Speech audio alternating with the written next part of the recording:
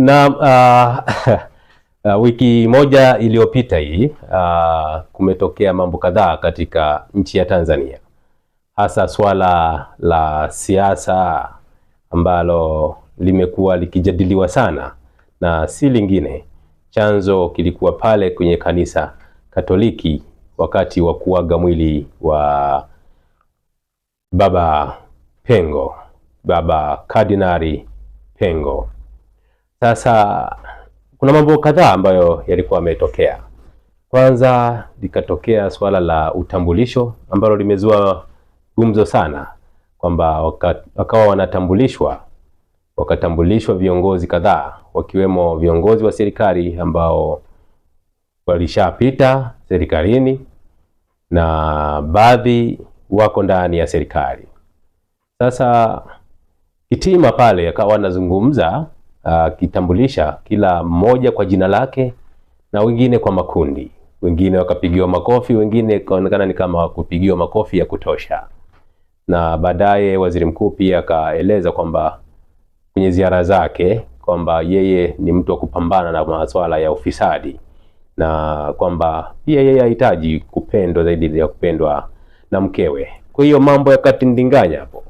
Mambo yakatindinganya yakaunganishwa kwamba labda waziri mkuu amezungumza kutokana na yale makofi ambayo yalitokea pia kanisani. Tuachane na jambo hilo. Jambo la pili lililotokea ni kwamba Mheshimiwa Rais wa Jamhuri ya Muungano wa Tanzania alienda pia kushiriki kuaga mwili wa Kardinali Pengo. Sasa baada ya kutoa heshima zake mbele ya viongozi maaskofu pale, akurudi kwenye kiti chake, akaamua kutoka moja kwa moja pale kanisani, na kila mmoja katafsiri mambo yake na hasa utambulisho kwa namna moja ama nyingine. Sasa mimi leo nataka kukumbusheni jambo moja tu kuhusiana na watu wanaoitwa Wakatoliki. Wakatoliki hawana ubaguzi wa dini. Wakatoliki wao siku zote wanasimama kwenye kile wanachokiamini kwamba ni haki na ukweli, bila kujali kwamba huyu ni mwenzetu katika dini ama la. Niwakumbushe swala la Magufuli.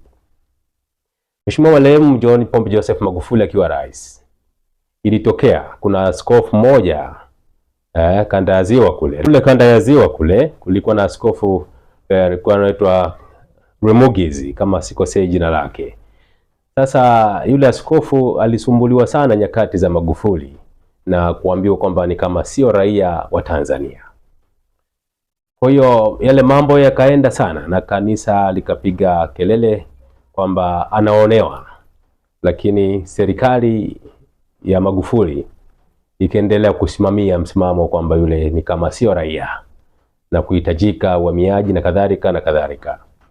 Sasa ikatokea swala la corona, nyakati za corona, na Magufuli akiwa rais akawa anaenda kama mapumziko ama kule kwao. Sasa alikuwa ni mpenzi sana wa kusali, alikuwa ni mpenzi wa kusali. Kwa hiyo kilichotokea, kwa sababu yeye ndiye alikuwa ni askofu wa eneo lile Rwemugizi, sasa alichokifanya ni kwamba aliamua na kuamuru kwamba kutokana na hali ya corona makanisa yote yanafungwa. Na ikumbuke kama Magufuli pia alikuwa Mkatoliki.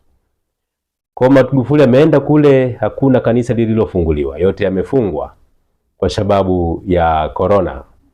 Sasa jambo hilo ni muhimu sana kujifunza. Ni muhimu sana kujifunza unapokuwa unaonyesha kwa namna moja ama nyingine kutokukubaliana na hoja za Wakatoliki, hasa masuala ya haki, basi uwe tayari kutokuwasogelea sana, hasa ukitangaza moja kwa moja kwamba wewe ni uwakubali hao watu au ni kama wewe umeweka bifu nao. Kwa hiyo mimi nahisi au kuwa wakati sahihi sana kwa Mheshimiwa Rais kwenda pale kanisani kuaga mwili wa marehemu Kardinali Pengo, kutokana na situation ambayo imetokea, na ukianza kuunganisha dot ya hotuba ambazo zilikuwa zimepita kuhusiana na swala la teki na cheki wenyewe kuhusiana na serikali. Mimi kwangu mimi naona kwamba haikuwa wakati sahihi sana ya Mheshimiwa Rais kwenda pale kanisani. Lakini kwa jumla ninachotaka kusema ni nini? Ni kwamba tujifunze kutokuwa na mabifu, tujifunze pia tujifunze kusamehe, na tujifunze kukubaliana hata na wale wadogo ambao tunaona kabisa kwamba sio saizi yetu. Tujifunze pia kukubaliana nao, huenda wana mawazo mazuri zaidi ya kujenga nchi kwa amani kabisa na haki kabisa, kuliko kuwasikiliza tu wale ambao tuko nao kwenye viti vyetu.